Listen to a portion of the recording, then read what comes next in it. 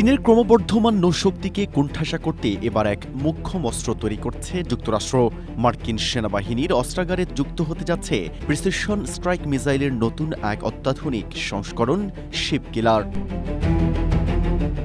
Increment 4 নামের এই বিশেষ ব্যালিস্টিক ক্ষেপণাস্ত্রটি প্রায় 1000 কিলোমিটার দূরের লক্ষ্যবস্তুতে নিখুঁতভাবে আঘাত হানতে সক্ষম। পেন্টাগন মনে করছে, প্রশান্ত মহাসাগরীয় অঞ্চলে ড্রাগনকে ঘেরাও করতে এই মিসাইলটি আমেরিকার অন্যতম বড় গেম চেঞ্জার হতে যাচ্ছে।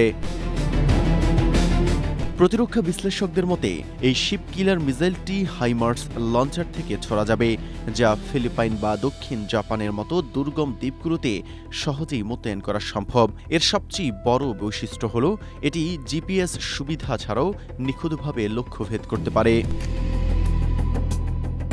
স্ট্রবেরি সুপার ডটেড ও ক্লাসিক ভ্যারিয়েন্টে সেন্সেশন জাগুক শিহরণ।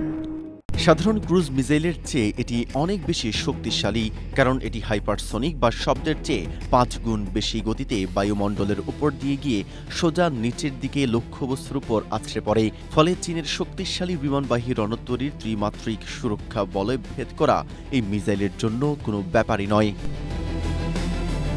তবে এই নতুন সমরাস্ত্র নিয়ে খোদ আমেরিকায় যেমন আশার আলো আছে, তেমনই রয়েছে গভীর সংশয়।